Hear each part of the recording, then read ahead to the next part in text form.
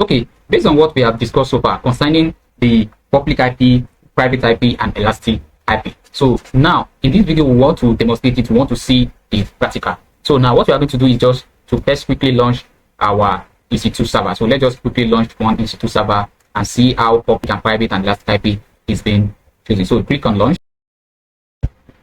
So yeah, you can just call it server 1. Then scroll down. So just leave it as default, leave it as default, leave it as default, then go down. Leave this as default, it is free. Then under this list, so this is keep here. This keep here is used to log in using what? Using the SSH. You understand? But the best way is to use the Amazon section management agent. So which is the best one. So I'm not going to, let me just show you how to create this so that you can actually know. So you can create this, then you can just say then you make it rsh.pem. Then once you click on this, automatically it's going to download. You can see it here. So automatically this is it. You have downloaded it. So it is this name that you will use. You understand? Anytime you want to use SSH, you want to log in into your server using the public space. So now let's go.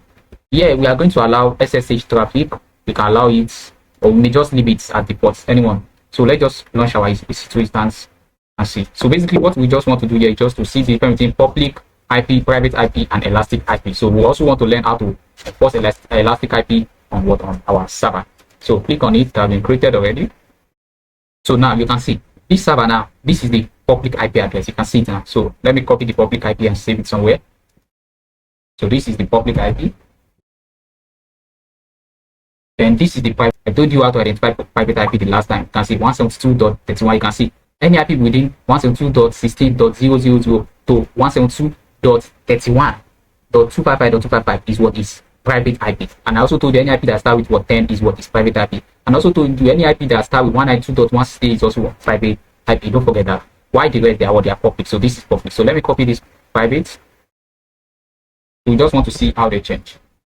So you can see now. Now if you scroll down, you can see this is elastic. This is elastic IP. No elastic IP for this. So as a result of that now, if I click on this instance state and I try to stop it. So let's try to stop it. Now if I click on stop, note this IP address, this public IP address. Now, you can see initiated stopping. So let me try to refresh to confirm if it has stopped. So it is still stopping. I want you to stop totally so that we can see the difference. So now you can see that stopped totally. So now you can see the IP address. You can see still the same thing, 51.36.47, 51.36.47, 13.51. Now if I try to start it again, so just see the way the public IP is going to change. So it's still pending. So now if you look at this IP now, let me copy this IP and the previous one. So versus now you see the changes. You see 13.21.36.47, then 13.53. You can see .14.216 that change. Now if you look at the private IP, let's compare it as well. Versus you see that this one doesn't change, it remain like that. So private IP doesn't change, public IP will change for your EC2 server. So now how will you prevent this public IP from changing? How will you prevent it from changing? And that is when you are going to use elastic IP. Elastic IP is just when you try to book a static IP, a static public IP for your EC2, so that anytime you start or you hibernate or you stop your EC2, the IP address will not change, and people will still be able to access your server if it is public, or you yourself will be able to access your server using SSH. So that is that for that. But mind you, I told you IPv4 is what is out of shortage. You understand? So for every IPv4 that you are using, there's a price for it. So the price for IPv4 is $0.005. So private IP2 has its own price like that. And any IP you understand, you assign any elastic IP assigned, which is going to be public IP, it is also going to be what a pay one. You understand? You have to pay for it. So here to enable elastic IP, just scroll down and look for elastic IP. You can see it, click on it. Then click on allocate elastic IP. Then from Amazon Hub, you can see it now. So this is the network group. Then scroll down, you can see it. So just click on allocate. Now you have allocated an elastic IP. So this is the elastic IP. So to open it and see, So you can see, so big IP, you associate it with what with your EC2. Just click on associate elastic IP. Then here it's going to ask that resources type instance network. So you're using it for instance, which is EC2. Then here it's going to ask for what for the instance name. Click on this. This is our EC2 server one running. You can see there's going to have for private IP. This is the private IP. You can confirm from here. You can see, so that's our private IP. Understand? So you can click on allow this elastic IP address to be reassociated. You don't need that. So just click on associate. So now I have associated what this elastic IP. You understand? To what we are EC2. This elastic IP. So you can see it. Now let's go back to our EC2.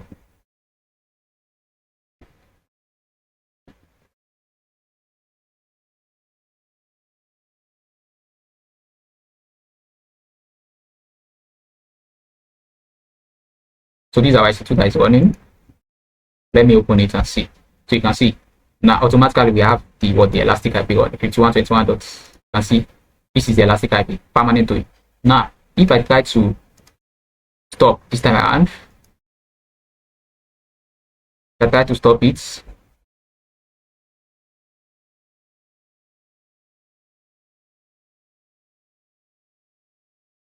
Okay, so now that's shown stop. So since that's shown stop, now you can see this is the public IP. You can see this is also the elastic. Before this elastic space was empty, but now it has been assigned. So if I try to restart it now, let me start. So still pending.